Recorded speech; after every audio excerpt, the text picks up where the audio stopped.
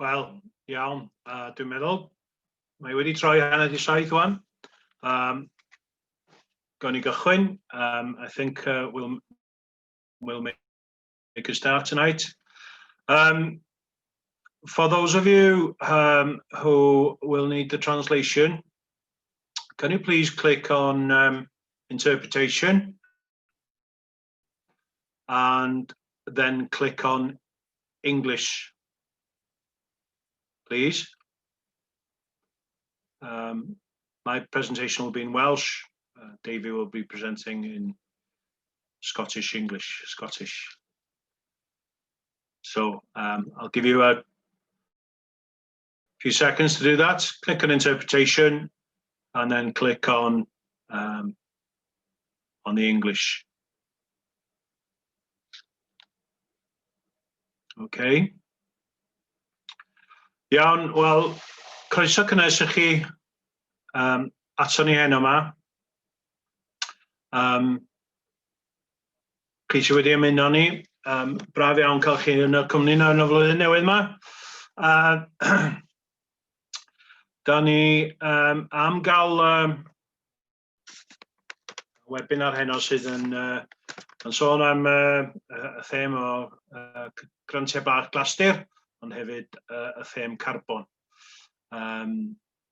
Felly na I roed y cyflwyniad I fyny llawer mwy o oedi.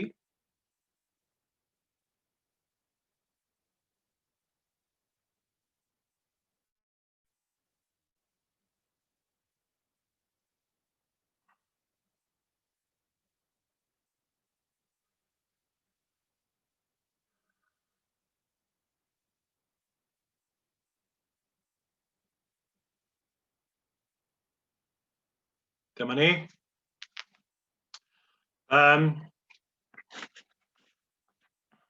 Mae yna digon o gyfle I chi ofyn cwestiynau dros y tab holi ateb heno yma. Ac jyst atgoffa chi hefyd, os gwelwch yna, cwblhewch y ffurflen adborth cyn I chi ei chau. Dim ond munud neu ddwy y bydd neu gymryd, a mae'n bwysig iawn I ni gael eich adborth fel y gallwn ni barau ar y trywydd iawn ynde. Hoffwn I roi croeso cynnes iawn I siaradwyr gwadd heno, yr athro Davey McCracken sydd gyda ni. Ffronydd mewn ecoleg amaethyddiaeth ac yn bennaeth ar adran rheoli tir integredig yn ogystal â pennaeth canolfan ymchwil Bryn a Mynydd Coleg Gwledig yr Alban. Regional Centre, welcome Davey. Diolch o flaen llaw hefyd I Dafydd Owen sy'n cymorthu'n y cefndir, yno ac I Hefin Jones sy'n gweithredu'r gwasanaeth cyfieithu. So cofiwch, gyrwch eich cwestiynau mewn os gennych chi sylw neu eisiau gofyn ar y tab holi ag ateb. Dyma beth sy'n ni wedi bod wrth y modd yn gwneud, yn gallu gwneud, ydy cwrdd â chi ar un o'r ffermydd rhwydwaith a trafod y gwaith. Ond dan amgylchiadau y rheswm, ni'n cynnal rhaglenni o weminarau wedi bod yn cyflwyno y llynedd a mae rhain i'w gweld ar ein gwefan. Felly dyma un o lawer o'r weminarau rydym wedi darparu, Decodigaeth Goeti'r fferm a seilwaith gwyrdd fferm. Hyn yma rydym am ddrawod cyfleon I busnes y fferm yng Nghynllun Grantiau Bach Glasur. A'r them sy'n glwm i'r ffenest yma yw carbon. Mae'r thema carbon yn cynnig eitemau gwaith cyfalaf yn y grant wrth reswm sydd wedi cael ei dewis am ei manteision amgylcheddol a'i gallu I wireddu uchelgais Llywodraeth Cymru I gloi carbon I fyny ac I ddal carbon. Felly mae dal carbon neu cloi carbon yn golygu cael ei ystyried fel ffordd I arafu'r broses lle mae'r lwyanti gwydr yn crynhoi yn yr atmosffer. Coed a llwyni gyd yn amsugno carbon dioxide wrth dyfu, ac y nod yw ei defnyddio am ei rhan yn y cylch carbon dioxide a chymryd carbon amaethyddol o'r atmosffer hefyd. Mae gwrychodd neu perthi a lleiniau cysgod ddefnyddiol tu hwnt wrth reswm ar gyfer rheoli stoc ac i roi cysgod i dda byw a fel rhwystrau effeithiol i arafu lledaeniad clefydau anifeiliaid. Mae Llywodraeth Cymru'n cydnabod pwysigrwydd y grychodd yma fel rhan o'n trydandaeth diwylliannol a'i gwerth hanferth i anifeiliaid fferm, bwyd gwyllt wrth reswm a'r tirwedd. Ac mae mwy o bobl yn defnyddio ac yn dod i sylweddoli ei gwerth hefyd o ran amddiffyn pridd a rhwystro llygredd rhag lledaenu. Bydd cynyddu'r gwrchodd a'r coed yng Nghymru yn cael effaith bositif ar hinsawdd sy'n newid trwy gymryd anwyliant trwy gydyr allan o'r atmosffer a storio carbon yn y biomas. A mae arferion amaethyddol sy'n dal carbon yn llesol i ansawdd pridd a dŵr yn ogystal ag eifo amrywiaeth wrth gwrs. A jyst angen crybwyll nawr falle ar adeg yma bod gennym ni webinar ar 60 o mis Ionawr yma yn cyflwyno stori bioamrywiaeth ar ein ffermydd.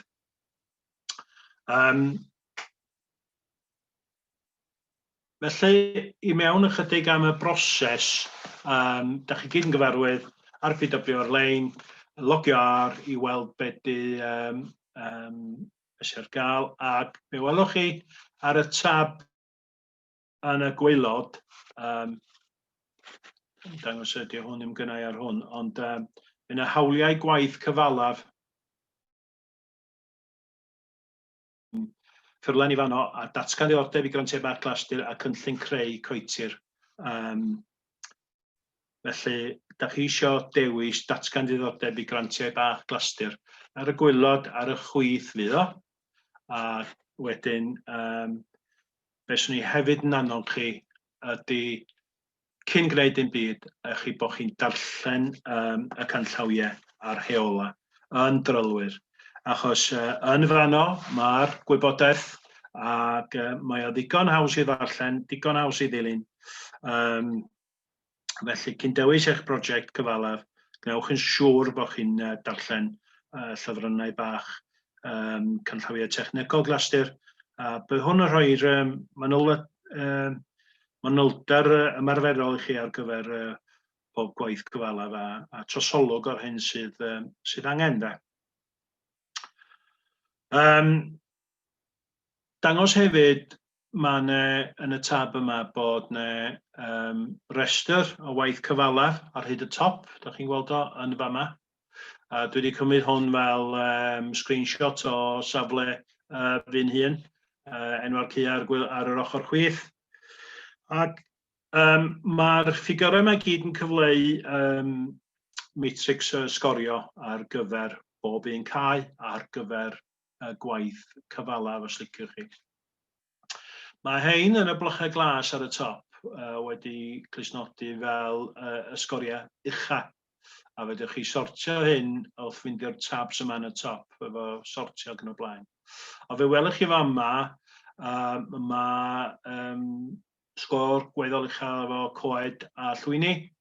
Plannu grych o'r newydd, y sgoriau uchaf, jyst iawn, efo 23, ond hefyd plygu grychodd. Ac, high score. And in both of these sydd ar y top, dwi'n ymwybodol bod angen dyna dwi eisiau gwneud ydy plannu grychodd, ond hefyd mae'n aml ewrych wedi cael ei blannu yn yr 80au droedd i'r 90au yma, ac rwan yn barod i'w blygu. Felly mae'r sgorio yn fanne yn weddol uchel hefyd, so allan cyfleuon i mi lle. Hefyd welwch chi, dwi wedi cymryd screenshot o hwn o ffurflen sgyn Coed Cymru ar ei wefan sy'n dangos y broses yn rhwydd iawn I chi, ac I chi fynd drwyddi. Mae'n digon o arweiniad I chi ar y broses drwy'r llyfrau a'r canllawiau. A felly, mae pob un prif waith cyfalaf wedi esgorio ymlaen llaw yn erbyn pob parsel maes a defnyddio'r rheinau amgylcheddol. Mae'r sgôr yn cael ei arddangos ar y ffurf tabl o'n i'n sôn am gynnal. Iawn, yn deud ar y gwaelod yn fanna. Felly, beth da ni'n edrych ar? I fod yn gymwys efo grantiau bach glasur, rhaid mi eisiau sôn hefyd bod rhaid eich bod wedi cofrestru gyda'r Llywodraeth Cymru ac wedi derbyn cyfeiriad cwsmer, Customer Reference Number wrth reswm. A rhaid eich tir fod wedi ei gyfrestru gyda system adnabod parselu tir Llywodraeth Cymru. Rhaid eich bod wedi cyfrestru gyda RPW ar-lein hefyd. A mae gen eich gyfrifoldeb a'r rheolaeth lawn dros y tir i'ch galluogi I gyflawni amrywiadau'r contract. Da chi'n mynd I dynnu fyny efo'r Llywodraeth. A da chi ddim wedi gwneud cais am arian neu derbyn arian ar gyfer y prosiectau yn y contract oddi wrth unrhyw ffynonell arall. Bod ne ddim ail dalu am yr un ddarn o dir. Rhaid i'r tir fod yn dir amaethyddol a bod yn Nghymru wrth reswm ac ymrwymiadau'r cynllun yn rhitach rhaid i'ch chi gwblhau'r prosiect a hawlio erbyn y dyddiad y cau a nodir yn y contract. Rhaid chi gadw at y gofynion a nodir yn y contract hefyd, ond mae'n bwysig bod chi'n gwylio a gwneud nod a nodir dyddiadau yma sydd ar gael. I wedi cadw atyn nhw. Felly, ymlaen rwan ar esiamplau. Y cyflwyno atebion sy'n seledig ar natur I wella amgylcheddol y busnes. Be da ni yn edrych ar beth sy'n angen I ystyried yn nhermau beth allai coed gynnig sydd yn fuddiol i'r fferm. Davi'n sôn am nwyddau cyhoeddus nes ymlaen ac buddion I goed a grychodd ac yn y blaen. Dwi'n mynd I fod yn crybwyll yn y fan yma hefyd, ond yn edrych ar falle esiamplau I allu gweithio arnyn nhw. Ac wrth gwrs y them carbon a'r opsiynau sydd ar gael. Ynghyd â elfennau eraill mae'r gweithred o blannu coed yn gyrraedd hefyd. Felly, cryfhau seilwaith gwyrdd y fferm ar gyfer y dyfodol, cyflwyno atebion sy'n seledig ar natur I wella gwydnwch amgylcheddol y busnes. A be gyfleoedd sydd gyda ni? Be da ni'n edrych ar? Wel, cynyddu gorchudd rheolaeth coetir wrth reswm, grychoedd, lluniau cysgod ar y fferm, angen penderfynu beth yw manteision, dwi'n meddwl, ac yn manteision gwirioneddol gweithredu rhaglen y waith I gyflawni amcanion, ond hefyd I gysylltu a chyfleu'r amcanion hynny mewn allbynnau economaidd gwirioneddol. Enghraifft, plannu coed I wella rheolaeth pridd, ansawdd dŵr, cynhyrchiant a storio carbon. Ond hefyd, mae'n bwysig cyfieithu a cyfathrebu'r amcanion hynny yn allbynnau mewn termau economaidd, plannu coed I wella rheolydd, ansawdd dŵr, cynhyrchiant a storio carbon, be di buddion system o'r fath ynde.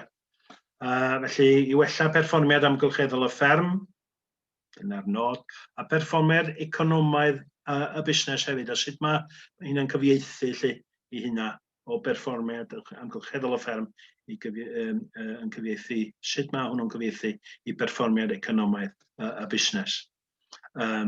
Golygfeydd a tirlun wrth reswm, matrix o goetir a gorchudd grych sy'n darparu cymaint o ddiffiniad i'n tirwedd ni yma'n yng Nghymru ac sy'n ei gwneud mor ddeniadol 'lly. A dyma ni, just esiampl di hwn o lun a gwartheg yma yng Nghartre yn cymeryd mantais o gysgaf haf diwetha. Mae yna gyfyniad o gill yma yna gyda onnen yn tyfu a di gadael nhw dyfu yn uchel. Da chi'n gweld y gysgod mae'n llechi allan i'r cae. Fel dwi wedi tynnu'r llun, mae'n gwynebu y de. Ac be oedd yn ddiddorol, oedd y gwartheg, oedd hi'n llethol o boeth y diwrnod yma. Oedd y gwartheg yn dilyn y cysgod rownd y cae fel oedd yr haul yn mynd rownd. Dyna ni'n gweld yn ddiddorol iawn. Ac pawb i weld reit fodlon yn yna lle. Welwch chi fo'r coryn yn weddol drwchus. Ac mae'r uchder hefyd mewn llein cysgod yn gymorth mawr i gynnal cysgod i mewn i'r cae. Mae hyn yn cyfleu wedyn efo lluniau cysgod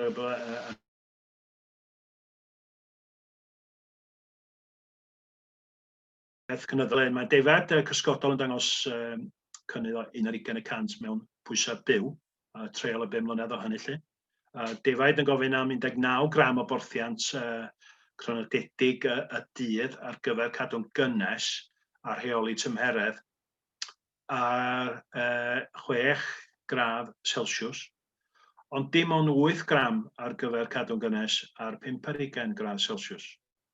Felly gallai cynyddu tymheredd a lleihau oerfel drwy ddatblygu a defnyddio lluniau cysgod cadarn lleihau costau porthiant yn sylweddol.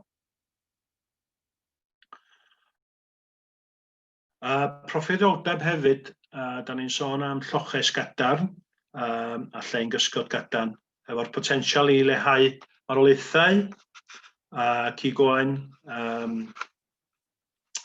i fyny 30% mewn tywydd garw. Amcangyfrifir bod gan ardaloedd cysgodol gynnydd o hyd at 17% mewn cynhyrchion llaeth. Mae straen gres a'r goesau llaeth yn ffactor o bwys.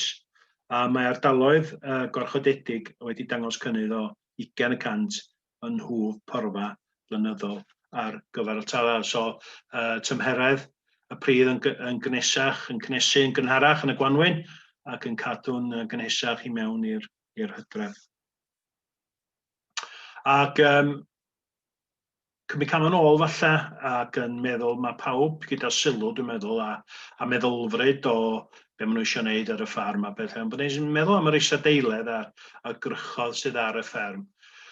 Cymryd cam yn ôl a meddwl ydy y grych yn addas i bwrpas ac dwi wedi cymryd y llun yma, cymryd llun y tirlun o'n i.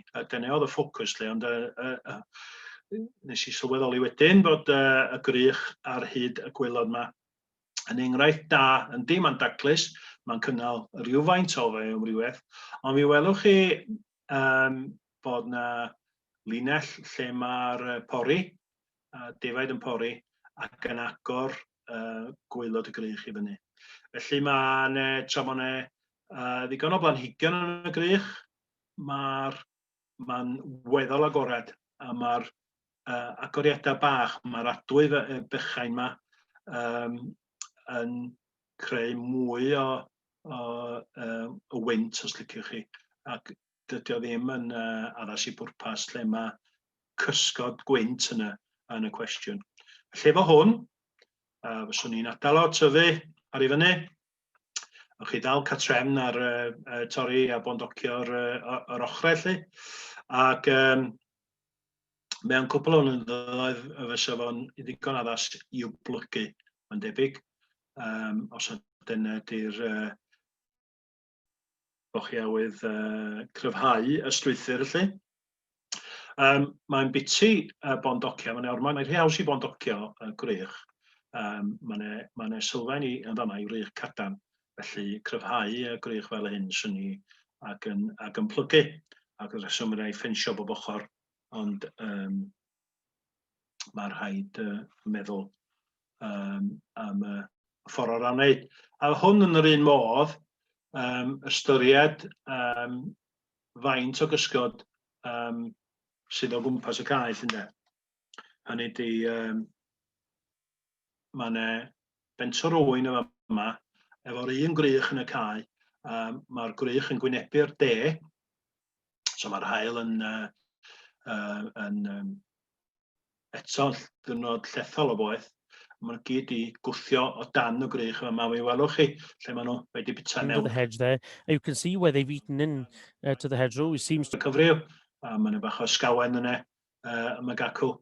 Ond potsian maen nhw'n fama, tra bo'n sych fel un, mae'n weddol. Ond pe mae'n lyb, mae'n wrth reswm, maen nhw'n pigo pla i fyny ac y traed dechrau cloffni yn dod i mewn ac yn y blaen ac creu problemau.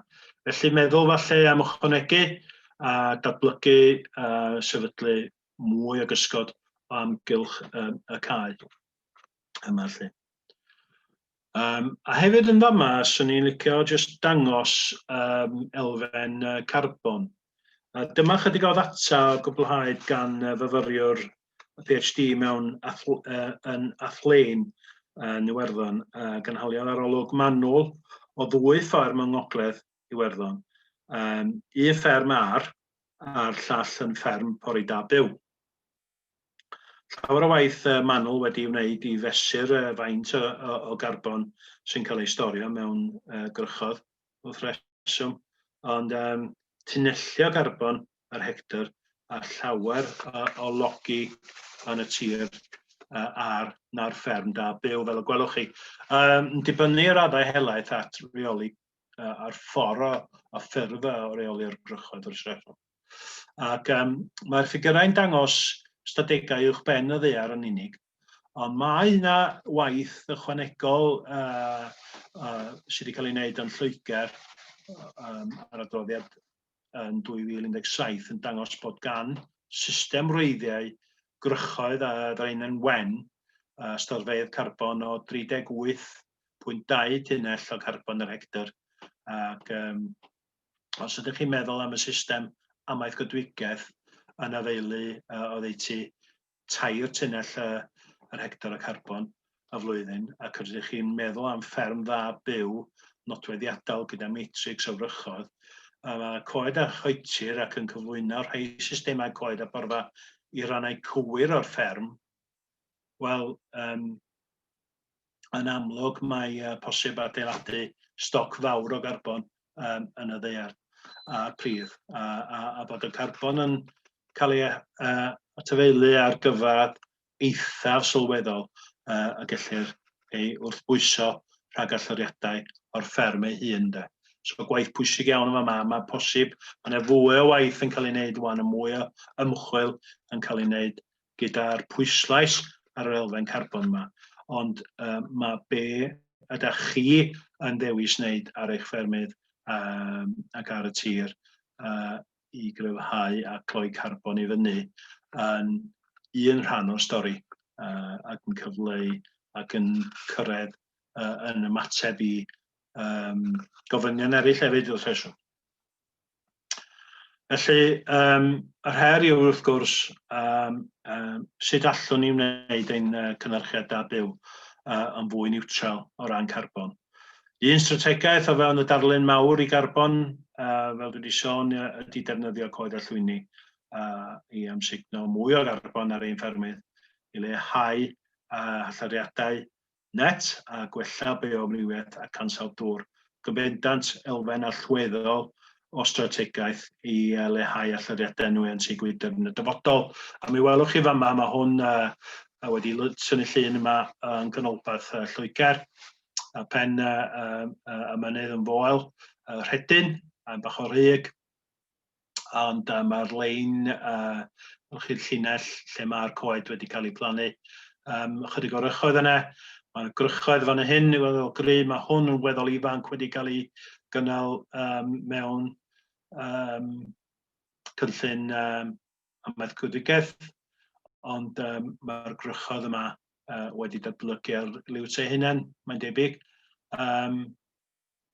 Y caeau yn cael ei pori, ond golygfa wych o'r A470 ac yn dangos y gwahaniaeth o'r tir môl drwad i'r tir i'r coetir a tir pori.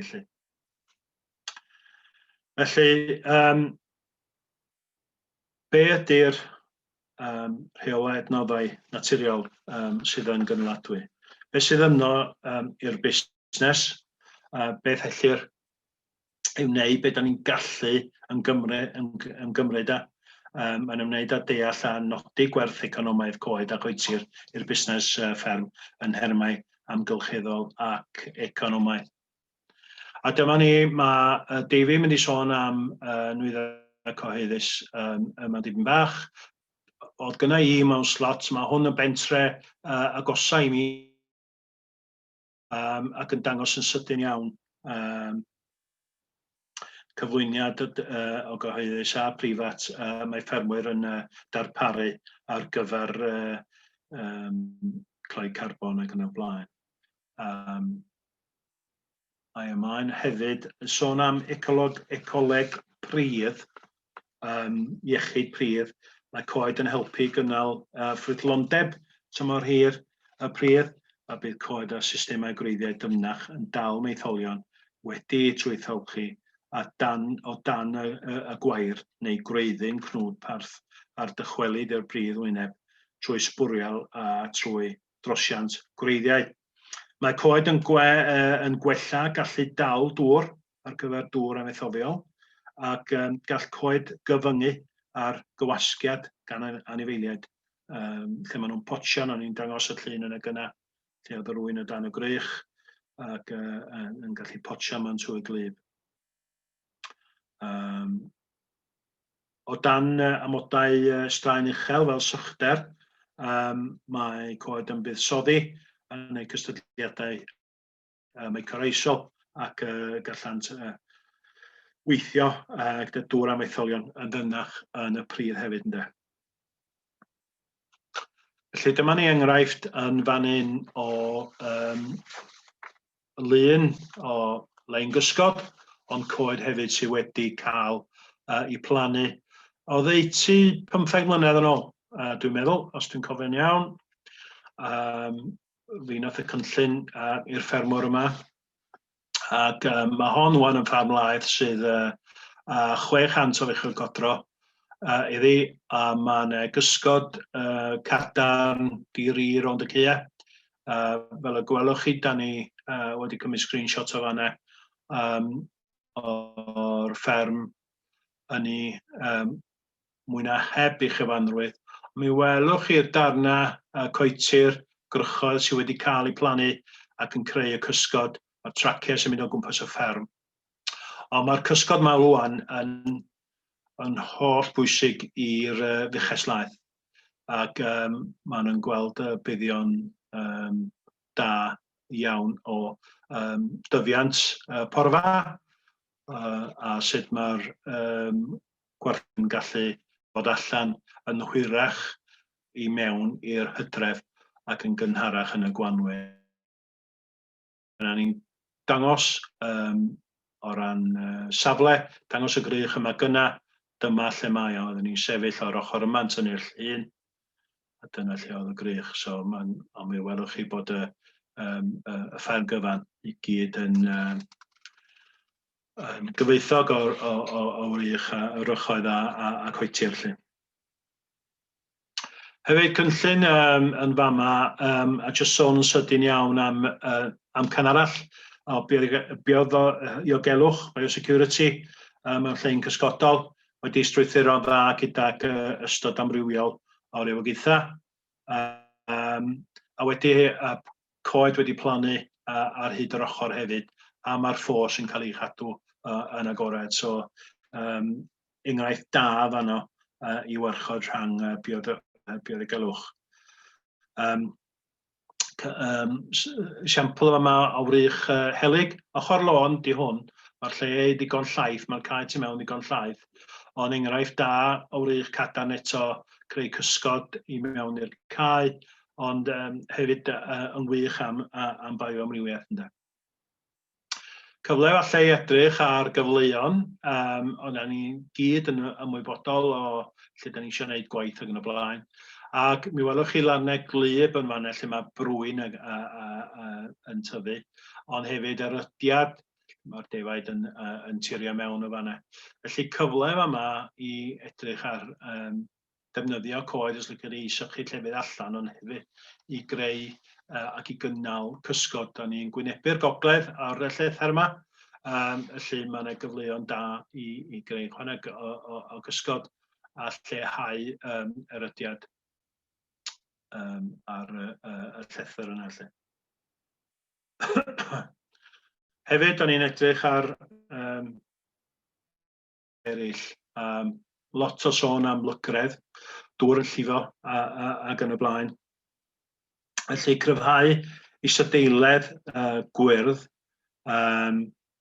i allu cymeryd y dŵr ag arbed a lleihau y troslif os liciwch chi. Neu falle os di'r tir yn ofnadwy o wlyb yn rhai manna, mae'n elfen posib edrych ar elfen o blannu coed i sychu llefydd allan hefyd ynde, efo problemau fatha fflwc ac yn y blaen. Mae'n materion eraill hefyd, da ni'n dangos lot o sôn am safon dŵr, mynediad agored i gyrsiau dŵr sy'n arwain at erydiad a potsian glannau, torlannau, gan arwain at dadfeilio'r glannau a llwytho gwaddod yn y sianol. Mae'r gwaddod yn cael ei yntagu gwely'r sianel, cael ei gario drwodd i'r afonydd mawr. Ac wedyn mae cynefin i'r pysgod, lle maen nhw'n dodwy a felly mae'n effeithio hynny yn drwm iawn. Dyma ni lun o erydiad o dorlan a cyfleon yma i lleihau erydiad. A Gwanwyn mae hwn, lle mae David ag Wyn yn cerdded ochr yr afon, Wyn yn campio wrth reswm. Elfennaf yma hefyd o iechyd a diogelwch ar gyfer y stoc. Hynny ydy mae rhai o'r Wyn enghreifftiau wedi dalu coesa yn y gwreiddiau ac wedi un neu ddau wedi torri coesa. Ond gwaith wedi wneud yma mae ffensio'r afon allan, bondocio rhai o'r coed a'r flwyddyn wedyn, y flwyddyn canlynol, dyma'r canlyniad. Mi welwch chi'r ffens ar hyd y fanau, a mi oedd yr erydiad ar hyd y fama, lle mae'r bondocio wedi digwydd. Rhaid ni gymryd allan 40% o'r coed ar ochr yr afon, o mwyafrif yn goed gwern, ond mae hynny'n tyfu'n ei hola fel ydych chi'n gweld, a mae'n ail dyfiant o'r bondocio wedi digwydd. Felly enghraifft da fanna sut mae ydych chi'n gwneud gwaith drwy'r elfen glastir. Ond hefyd, dyma'n arall, cyn y gwaith ac wedyn ar ôl y gwaith. Ac yn be dwi'n licio am hwn, mae'n hoel plannu ac yn y blaen, ond a wedi cau yn ant allan, bondocio'r llwyni ac yn y blaen. Ond hefyd mae'n creu diffiniad i'r cae, i ochr y cae. Felly pen da chi, neu fyswn ni bendant yn chwarae gwrtaeth, mae posib dilyn y ffens na bod chi weithiau mae'n anodd iawn cadw at linell ar ochr fel hyn ac heb os heb geisio mae'n wrtaeth yn mynd i mewn i'r nant. Ond efo hwn, efo'r ffens i fyny, mae gennych chi linell penodol i ddilyn lle. Ac sylw bach ydi o falle, ond dwi'n weld o'n werth y mawr i fi fy hun lle.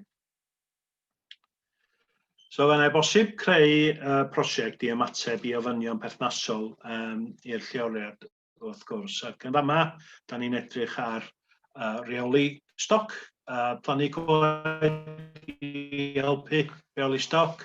Mae'n linell Lein Gysgod wedi plannu yn fama. Mi oedd y cae yma rhedeg yn sgwar i mewn i'r gornel. Oedd y ffens yma'n cario ymlaen i fanna, a'r ffens yn dod lawr yma'n cario ymlaen i fanna. Mi o'n y bwysau mawr ar y ffens efo stoc, enwedig ar adegau llwm, ond mewn i'r hydref ac yn y blaen. A hefyd, roedd neb wydo mynd ymlaen i mewn yn y cae, oedd yn creu, llanast yn wir pen o'n troi'n lyb. Felly, wedi ailfeddwl a wedi edrych, mae'r coed wedi plannu. Gyntaf oll, mae nhw hein yn dal y troslif o'r dŵr sy'n dod lawr y llether. Mae'n lether gofawr i'r chwith o fanna tu ôl i hwn. A cysgod wrth reswm, ac yr ei fath yr ochr isel Llein Gysgod yma. Mae'n ffwnel wedi greu i fedru rhedeg y stoc i mewn ag allan. Ond yr ochr arall, mae'r giat wedi dwyn i mewn i'r cae. Mae'n safle caled wedi osod i fedru bwydo'r stoc yn y gaeaf. A mae'r ffarmwr rwan yn sôn am yr ardal yma fel shed heb dôl. Mae'n gymaint o gysgod o gwmpas y coed yma. Mae'n gallu bwydo'r gwartheg a'r defaid yn ddigon cyfforddus ac twydd mawr ddim yn cael llawer o sylw anyn nhw, ac medru carthu allan yn hawdd hefyd wedi creu y safle cadarn, safle caled lly. Hefyd, yr enghraifft yma mae bwydo allan eto mewn lle safle penodol. Dyma digon o gysgod yn y cae a digon o goed wedi plannu o amgylch o fewn y grychodd, sydd yn bwysig iawn, ond o amgylch hefyd. Mae o'n rhyddhau ac yn creu cyfle i fedru parthu gwartheg allan yn hwyrach yn y flwyddyn, falle allan yn gynharach yn y flwyddyn hefyd. A mae hynny'n ei dro yn mynd i fod lleihau y pwysau efo slyri ac yn y blaen yn y buath ac yn y siediau ynddo. Ac felly mae'n be maen nhw'n alw yn effaith sydd yn cael dydwy o'r cysyniad yma o greu coetir a grychoedd cadarn. Sgiliau wrth reswm, mae holl bwysig am y cyfle cyrsiau plygu grych i'w gweld ar wefan Cysl Ffermio, ond mae well na magu sgiliau ychwanegol fedrwch chi feithrin a cynnal i chi'ch hunan, ond hefyd falle creu'n bach o incwm ac gweithredu cynlluniau i bobl eraill. Felly, yn y dyfodol, yn addas i'r diben ac i fod yn addas ar gyfer y dyfodol, mae y gwaith yma yn gosod rheolaeth ganoliadwy iawn, positif iawn o adnoddau naturiol i wella perfformiad amgylcheddol ac economaidd busnes y fferm. A nawr, da ni allan o Ewrop wrth reswm. Mae potensial enfawr i gryfhau'r bran Cymru, os liciwch chi, trwy wella'r amgylcheddi safon uwch sy'n darparu llwyfan cryf ar gyfer cynnyrchu cynnyrch o Gymru ynde. Dyna ni i fi, dwi'n meddwl. Cofiwch gael eich cwestiynau mewn ar Q&A ar y tab holi ag ateb. Mi wna i gysylltu wan o hwn, a wedyn croeso i ti, Dewi, a roed bethau drosodd i ti gyflwyno roed y gyflwyniad wan. Diolch. Thank you very much, Geraint, and thank you very much for the invitation to be here. Can I just check that you can see my screen okay? Yes, yeah, that's fine. Brilliant. Thank you very much, folks. So I'm just going to add I've been asked to add a little bit more context about, the wider benefits that can arise from hedgerows and small areas of trees on farms. And first of all, you may have seen this before. but just to actually highlight why we're interested in carbon sequestration on farms, why we're interested in climate change. So for those of you that haven't seen this before, this is a diagram that's been developed from UK weather data, and it's sort of stripe diagram. Basically, it shows the temperature each year, in this case in Wales since 1884 up to 2019. And where you get red stripes, that's indicating that the temperature has been warmer than that year has been warmer than the long-term average. And you can certainly see we are in a period of major climate change since the late 80s, early 90s. And the overall thrust, excuse me, about sequestering more carbon, managing our land, agricultural land in Wales and elsewhere in the UK, and differently going forward. This is try and actually stop this warming getting any worse. I work for an agricultural college in Scotland, and my team, we do agricultural research and environmental research, and a lot of the agricultural research is focused on what can you do to change your individual agricultural practices, manage your livestock differently, manage your grasslands differently, and see a benefit to arise. And you can get benefits arising from that. But as Geraint has indicated a number of times in his presentation, actually, if we are looking to achieve, in your case, it's net zero by 2050, in Scotland's case, it's net zero by 2045, as well as the changing agricultural practices, or improving agricultural practices in some respect, in order to help wider society achieve that net zero, we're going to have to see a lot more carbon sequestration happening on farms, whether it's through woodland creation or peatland restoration, soil restoration. And also, I mentioned here biodiversity management and wetlands, because they can also sort of hold carbon in a different way. And the reason I've highlighted biodiversity, so we're in what's called a climate emergency. We're also in a biodiversity crisis. So we've got good information in the UK for the UK and countries of the UK for breeding birds. So the map on the right-hand side here, you've got good information in Wales from 1994. So for a range of breeding bird species, they set the population density in 1994 at a nominal scale of 100. And then every year since then, they've actually assessed whether those breeding populations have gone up or gone down. And you expect some fluctuation year on year. They've grouped together a range of bird species into lowland farmland bird species or all farmed habitat bird species, the red and the green on this graph. And you can see between 1994 and through to the mid-2000s, those farmland bird species were doing reasonably okay, at least moving along at the levels they had been in 1994. But since the mid-2000s, they've actually decreased markedly. And so these farmland bird species overall have decreased by about 30% in that sort of 25-year period, 26-year period. But actually, for some bird species, this is a bird called the yellowhammer, and I've chosen it because hedgerows and field boundaries are very important to them on farmland.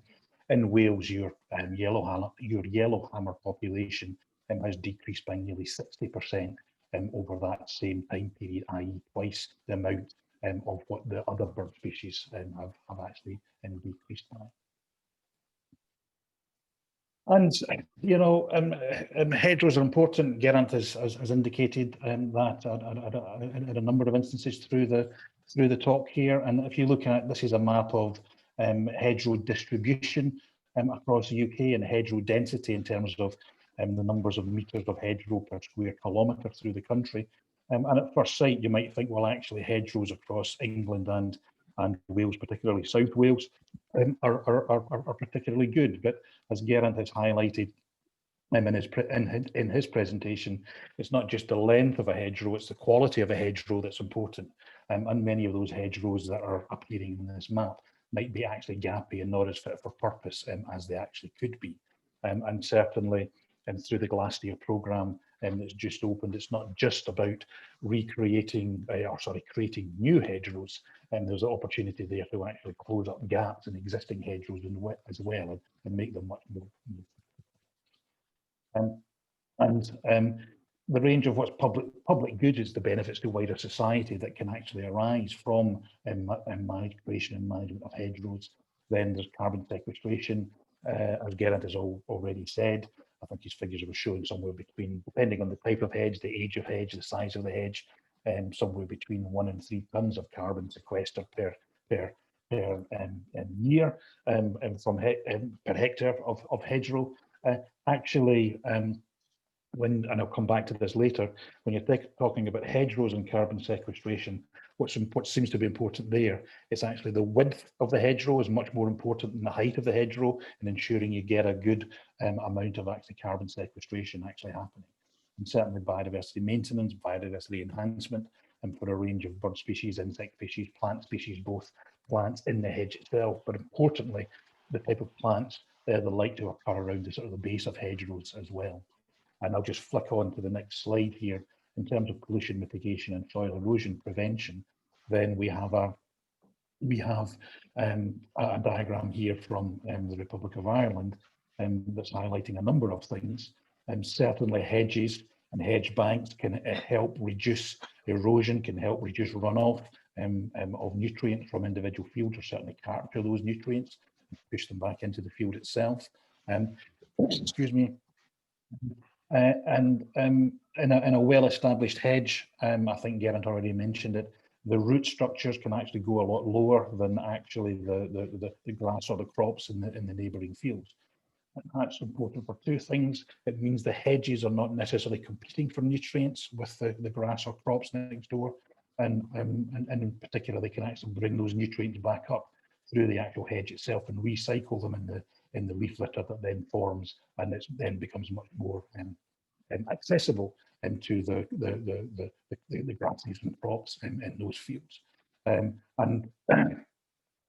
Shade and shelter is becoming increasingly important across Wales and across the rest of the UK, and hedgerows have a big role to actually play within that, as Geraint illustrated very, very nicely in the range of pictures that he was showing within his presentation. And I've just borrowed, I'm not going to go through this, is quite a busy slide. I don't like these type of busy slides with lots of text on them. I'm hoping that the presentations can be made available after the event, so as you can read these things at your leisure. But this is an advisory group called HedgeLink. This is their top 10 tips for a healthy hedge. And I think the key thing to say is, if you're planning to establish new hedgerows, then there's a number of things you have to actually take into account, and particularly plan ahead when you're actually thinking about where on your farm you're going to create those hedgerows, and what size it would be, and what not the management just for the establishment would be, but what the management would be potentially in subsequent years. So as I've already said, thick and dense hedges, they're much better from a carbon sequestration point of view, but they're also much better from a biodiversity and a wildlife point of view. They attract more of the smaller bird species that we would want these hedgerows to be much more attractive to. The more open a hedge is, the more it attracts birds like crows or magpies or pigeons. And so thinking of the design of what you want to actually achieve is important when you're actually establishing things. And then hedges will need management at some point, and certainly from a biodiversity point of view, if you're actually going to be cutting a hedge, then certainly, or trimming a hedge, then certainly trimming it later in the winter, or as late as possible into the winter as you can, is much more potentially beneficial to wildlife, because that allows the shrubs in the hedge to actually set fruit, and that fruit to be actually available to a range of bird and insect species to actually feed on.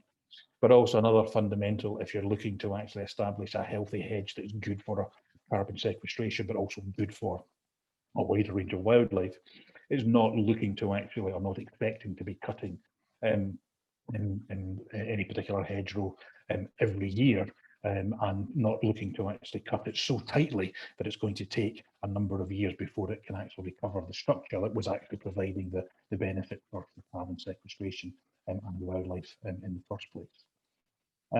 And the other thing about planning ahead, certainly if you're establishing hedgerows based on native shrub species, then that's always better, because much of our wildlife is already designed to be in tune with native shrubs, with native trees, etc. So using native shrubs to form your hedge is generally looked on as more important to actually do, or more useful to actually do. It's also worthwhile bearing in mind, though, it's not just the nativeness of the shrubs you're going to be using. You need to think of the source of them as well, and certainly planting shrubs that have been grown and sourced in an environment relatively similar to your own environment on the farm will actually increase the chances of those shrubs actually establishing, because they're used to the type of environment you've actually got. And I don't know how successful the Glasssteers small grant programme is going to be. But the last thing you potentially want for any one farm is to be sourcing your shrubs from, I don't know, Northern England or Southeast England, somewhere where it's a different climatic condition that the shrubs have been experienced to. They're more likely to have suffer a check before they get established into your particular climatic sort of conditions. And as well as ensuring that you've got a good structure at the base of continue to have a good structure at the base of the hedge and within the field margins in terms of being able to provide that ensure you've got the shelter for livestock or for crops. Actually having a good structure at the base and in the margins next door, they also provide a wider range of opportunities, feeding and living opportunities for other plant species and for other insect and small mammal species and reptiles like frogs and toads. So actually think of your hedge as a 3D type structure and ensure it's dense all the way down to the bottom. And if you're thinking of planting trees on your farm, you can also look to establish trees within your hedgerow that will add structure and diversity to the hedgerow as well. But it's also ensuring that you're getting a double bonus for giving up a little bit of the boundary of your particular field to establish a new hedgerow.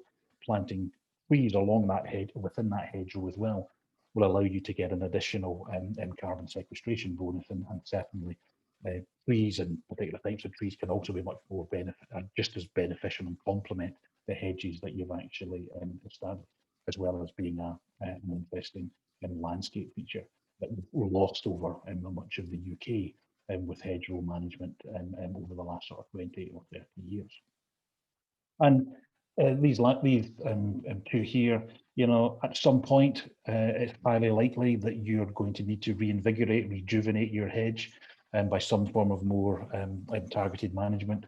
And certainly so, thinking about establishing your hedge, when you're establishing your hedge, what plant species you're actually going to use, and are they going to be actually amenable in 15, 20 years time to being layered and then being able to rejuvenate that way, then that is also worthwhile in bearing in mind. And certainly about thinking about the you know a longer lifetime of the hedge. It's not just to establish it for the next 5 years. You're looking to get a good field boundary that's going to work for you and for carbon and for wildlife for decades to actually come. We've already mentioned about filling in the gaps and the opportunity to do that, and even filling in gaps could be beneficial to other wildlife as well. And the hedge, like I've said it, I would encourage you, if you are establishing hedges, I would encourage you to treat hedges just as much as you would treat your grassland or your crop, and see how it's growing, but also see what's utilising it, and see how your management is helping or could be adapted as you go through the years to actually improve its benefit from a wildlife point of view. And the small grants doesn't allow you to plant woodlands at the scale of these, but you've got quite a lot of woodland already existing across Wales, and certainly the small grant will allow you the opportunity to plant small shelter belts or small amounts of trees on farms. And you know, you could be planting trees either individually within fields or in field boundaries, or groups of trees along water courses, and I'll talk about that in a second. Or you can look at sort of, well, the small grants will only encourage you to plant small shelter belts, but certainly shelter belts, trees along water courses and individual fields within individual trees within the field are all within the scope of the small grant that's available currently to you. The public goods are very similar to hedges: biodiversity maintenance, carbon sequestration, diffuse pollution mitigation, although trees can be much more effective planted the right tree at the right scale in the right place, certainly helping to prevent flooding, as well as the diffuse pollution and mitigation. And again, just thinking of the scale of the issues to be dealt with. So two maps of Wales on the right hand side, one showing nitrogen concentration in rivers, other showing phosphorus concentrations in rivers. You can see where there are issues with diffuse pollution. Now, it's not all from agricultural sources, I hasten to add, but nevertheless, it gives some guide to where additional tree planting along some of these water courses might have actually helped alleviate some of that pollution that's currently getting into water courses. And again, this was just a map of Wales. The sort of the light green here is showing where more tree and woodland establishment would be either good to actually form some connectivity between already existing tree and woodland habitats, or would be good, the sort of, maybe not shows very easy on your screen. There's quite a lot of dark areas, darker green areas within this map. And that's highlighting where actually further woodland creation would actually benefit flood risk and mitigation, or certainly helping with reducing flood risk. This map here is extraordinarily busy. Don't want you to look at the detail of it. I just want to highlight that each of these circles is representative of an individual county across Wales. I just want you to highlight on the dark and the yellow greens within those. Those give some indication of the scale of benefit that could be achieved from flood mitigation or improving water quality, etc., carbon storage, by a whole range of different things. But I just wanted to include that to highlight that no matter where you are in Wales, even if you're only focusing in on hedgerow creation and management and small tree and shelter belt establishment and management, there is scope to actually do something more for the range of these public goods and these ecosystem services, as they're also called. So it doesn't matter where you are in Wales, you've got scope to actually do that. Just finishing off, just with a few examples of what we've done. So our Hill and Mountain Research Centre is a 2,200 hectare upland hill farm, and we sit within the Loch Lomond and the Trossachs National Park. We're about a minute's drive north of Glasgow, just to give you some sort of geographical reference. And as a hill farm, the vast majority of the farm is of mountainous character. We go from 170 metres to over 1,000 metres. But we have an area of in-by on the farm that we've actually focused quite a lot of additional tree integration into it. We haven't done much of anything in the way of hedgerows. Hedgerows is not something that at our altitude in our part of Scotland would necessarily establish very well. But what we have done is, this is the lower part of the farm, and this is our in-by fields. The light green here is existing shelter belt, probably 40, 50, 60-year-old sort of shelter belt.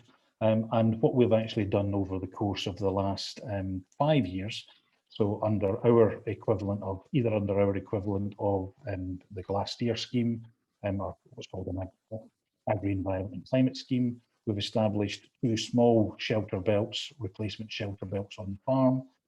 You can see this is an older shelter belt.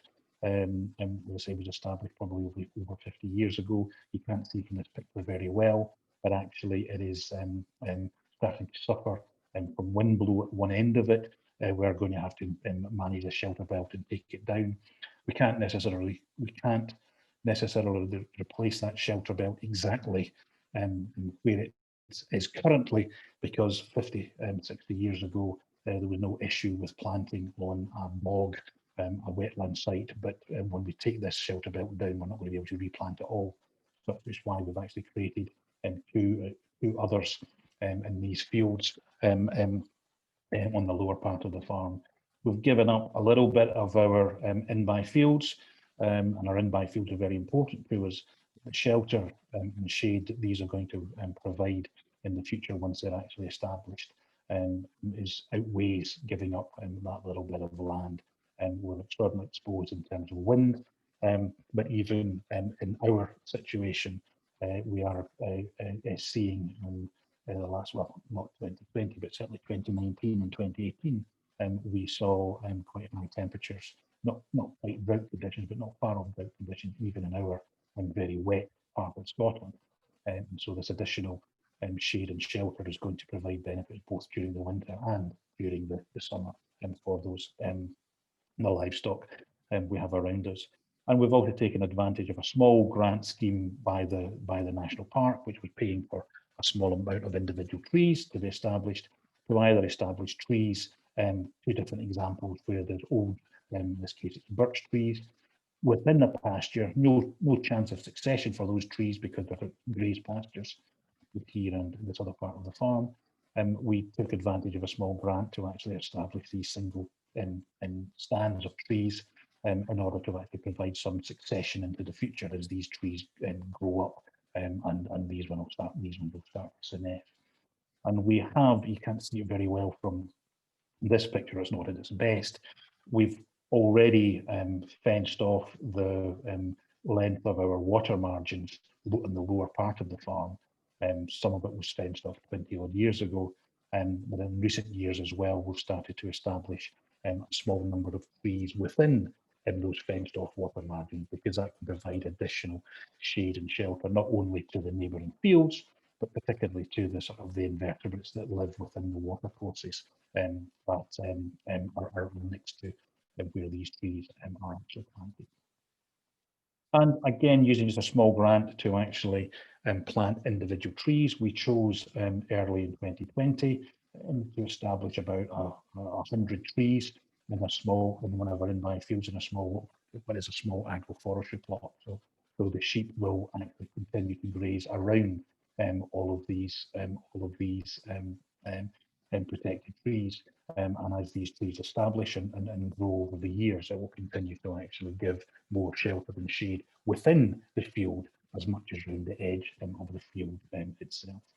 And as I said, the vast majority of what we have actually done in establishing these more tree cover on the boundaries of the farm, or in this case within the field itself, has come at either no impact on the actual farm production itself, or we are accepting that there's been a small loss of some productive grazing land, but ultimately the benefits will outweigh that loss in the future as those shelter belts I showed you before actually established.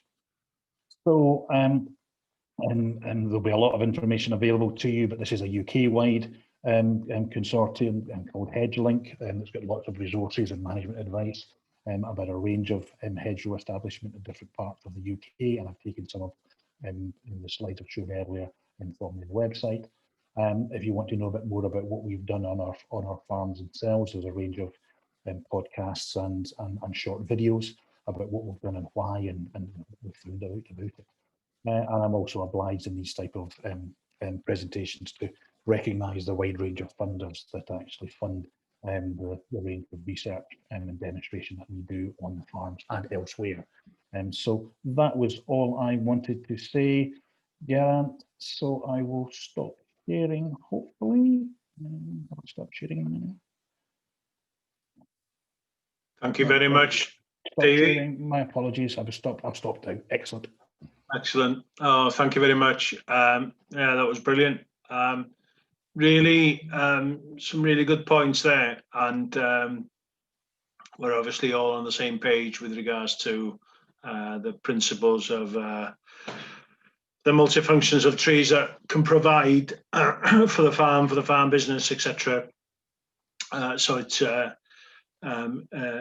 I have to say it's really beneficial that you know yourself being able to very kindly present for us with your perspective from Scotland, and to, compatible with our objectives here in Wales as well, just to show that this is really something across the board. And interesting to note as well what you were saying about a lot of farmers are worried about giving up land to plant trees, but if they take it, I think you alluded to it, if they take a step back and think seriously about it and think what the benefits are going to be, the multifunction of those trees are going to provide for the farm business, both in environmental terms and eventually in economic terms, then they far outweigh the loss of the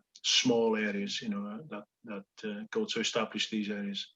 So yeah, please send your questions. We've had some questions in already. I will go through them, and I'll some are in Welsh, so I will answer in Welsh if that's okay. Fydd y cynta yn fama yn gofyn erbyn pryd fydd angen cwblhau y gwaith. Wel, mae hynny'n dibynnu'n union ar chi gallu llwyddo efo'r cynllun, y cais, ac fydd y dyddiadau yn dod yn amlwg i chi.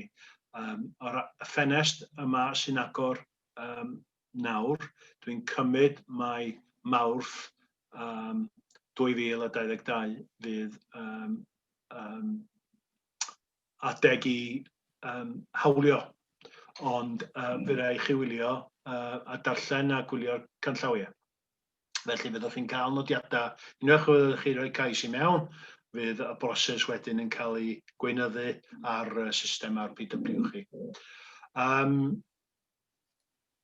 Ellwch chi egluro'r ardaloedd sensitive habitats. Da ni methu ceisio am y grant o achos yr ardaloedd yma. Wel, mae hyn yn cyfeirio at allai fod yn unrhyw fath o gynefin, allai fod mewndir defn, a David i sôn am hynny gyna. Dibynnu yn lle ydych chi'n byw ac yr ardal a felly, allai fod i wneud efo tirwedd lle mae adarnyddu ar y ddaear, corfwyglod, ac yn y blaen, gylfeinir. A falle unrhyw fath o rhyw fath o rywogaeth arbennig yno, yn byw yno. Bod yna floder, bod yna gynefin arbennig efo blodau arbennig, blodau gwyllt arbennig, neu rhyw fath o lysiein arbennig yn cael ei warchod, eisiau cael ei warchod. So mae'n dibynnu union lle ydych chi'n byw, ond mi welwch chi bydd yna ardal penodol. Os ydych chi isio trafod hyn ymhellach, cysylltwch â fi ar e-bost neu rhowch dyrwch alwad i mi, fedrwn ni drafod ymhellach felly. Ond dyna mae sensitive habitats a'r cynefinoedd sensitif yma yn cyfeirio at rhestr eang o bethau lle. Ac mae posib yn nabod hynny oedd ar rai mapiau sydd gen Cyfoeth Naturiol Cymru ar y system, ond mae'n os da chi eisiau cysylltu, fedrwn ni gael at hynny lle eto. Nesa, the next question, we have received funding from the Woodlands Trust for trees and shrubs. Would we be entitled to the Glastonbury grant? Glastir grant, I think that's a bit of a, what do they call it with the typing. Yes, you would be, without doubt, and I have to say the Woodlands Trust have got a fantastic document out that we're looking at the moment, Hedges and Edges. Glastir scheme fits the bill for that, but I think Woodlands Trust document goes a lot further, and we'll be discussing that this year, later on this year, in further webinars. And the proposals it provides, and the ideas and methodologies it provides as well. That's not shouldn't be a problem. If I create a woodland and shelter belt through the small grant scheme, does that area then get removed from my BPS payment area? Now then, I would look at Glastir for any planting of for woodland under 1/4 hectare. And I personally would look at it from a field corner perspective, a shelter belt, yes, but to strengthen hedgerows. So your 3 metre post to post width for a hedgerow, that wouldn't be affected at all by your BPS. If you are taking out areas through tree planting through Glastir, point 1, then you'd have to start revising the field boundary on your mapping on the single farm on the IAC system on the RPW online. So I would look very carefully and consider very carefully the areas you're going to choose, and bear in mind Glastir Woodland Creation, which the window is open now, it closes this Friday, has a minimum threshold of 0.25 hectares. So you could, in effect, look at other areas on the farm and maybe build that up to that, to increase on the original area that you had, and look to access Glastir Woodland Creation, which would give you significant payments for tree planting, in addition to the grants, etc. However, Glastir Small Grants is a piecemeal option, and it suits farmers the way they don't have to plan in the long term, and they can undertake a piece of work in one winter. The window opens, the scheme is approved, the work is done, and you do the claim. That's it. There's no 5-year plan or with a review with another 5 years, etc. So it's fairly straightforward. Again, another question on Glastir. Can an application be to extend a current woodland area that we have invested in and established ourselves a few years back? It's again, I would refer to the area thresholds. You know, if it was going over the 1/4 hectare, if it was a linear parallel to the woodland edge and you were extending out into the field, I'd seriously look at Glastir Woodland Creation. But also, there's nothing stopping you putting an application in to extend a current woodland that's been established. So it depends on the scoring matrix as well. I alluded to that initially in the table they provide. So if you look at the field where that the field edge where it goes against the woodland edge, and look at the scoring matrix. If you click on the field, it'll tell you the scoring matrix and what they're looking at with regards to objectives. It's and the scoring matrix that goes with that. So take a look at it, and you can make a decision based on that. If there is existing habitat, it will be highlighted in red, and any crossover of boundaries with regards to trying to establish a new project or draw up a new project where maybe your mapping goes over to another piece of or another project or another piece of land where there's probably in Glastir advanced or whatever that might be, then alarm bells ring and it'll show up on screen. So it's a very simple system, so that you could look at it and play around with it and make sure it works for you, sort of thing. I hope that answers that question. Another question here.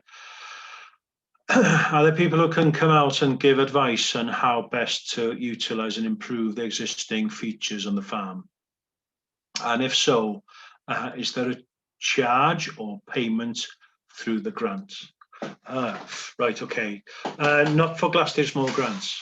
The onus is on the landowner, land manager, farmer to access the application online and read the guidelines and the rules and regulations and apply, and it's all policed online, if you like. You have to take digital photographs before and after the work as proof that it's been done.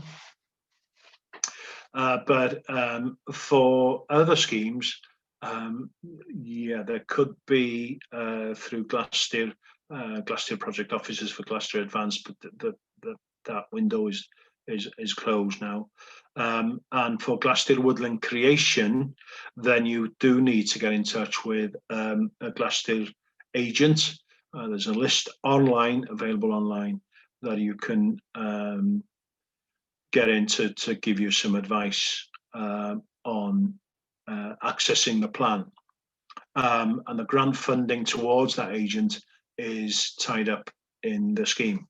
So there is a grant to pay the agent. Putting that aside, the services through that Farming Connect offer through the advisory service can give you several options.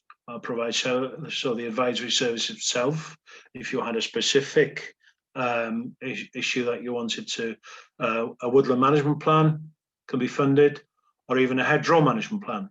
So if you are looking at improving the green infrastructure on the farm, it's feasible that you could get somebody out. The complication with that at the moment is COVID, obviously. We are under lockdown. We are not allowed to get out to farms at the moment. Neither our or the agents that we deal with and who deliver for us through Farming Connect, deliver our services, they're not allowed to go out either. So at the moment, it's an issue. But yes, it's feasible that you could access the advisory service and get 80% funding towards that advice to give you a farm. There's also the mentoring service. There are mentors, again, listed in the handbooks and online, that can provide, give you the benefit of their experience and translate that into works that can be duplicated on your own property. And also one-to-one surgeries where you can talk with individuals. There's obviously myself and David Owen, the technical officers. You can consult with us by email or on the phone, but the best option would be for you to access the advisory service, in my mind. Yeah, if there are any other questions, I'm not sure if I think I'll apologise if people have had issues. I can see on the chat tab that there's been a few issues with the English and Welsh being heard at the same time in the translation. I hope that was resolved fairly quickly. Yeah, it sounds as if it sorted itself out. And then, yes, I think, Davey, just to maybe carry on the conversation a little bit. I mean, you've got similar schemes in Scotland, no doubt, with regards to environmental elements. What's your view? Put you on the spot now. What's your view to post-Brexit and how important? Here in Wales, we're going to have a massive change. There's no doubt about that. I think there's a massive change on the way in the way payments are earned, if you like, delivered. The environmental element is going to be a lot stronger. But I don't see that as a threat. I see that as an opportunity, without doubt. and I think majority, if not all, the farms have potential and options to develop. How do you see that? Is it the same in Scotland, or what's the view? What's your view of how things will develop? Well, certainly in Scotland at the moment, as some of you may be aware, there is much more of a focus from the Scottish Government on at least continuing the current type of agricultural support, at least through until 2024. Unlike in England and in Wales, at the minute, there's not such a push to see a huge sea change in the way public funds, or what public funds are being provided for. Nevertheless, as I mentioned in my presentation, the sort of climate emergency in particular is driving a lot of change in thinking in government circles. The scale of the challenge that we've actually got, the increasing recognition that while agricultural practices can be improved, can become much more cost effective, can help reduce greenhouse gas emissions, that in its own right is not going to be enough to actually achieve the scale of change we need.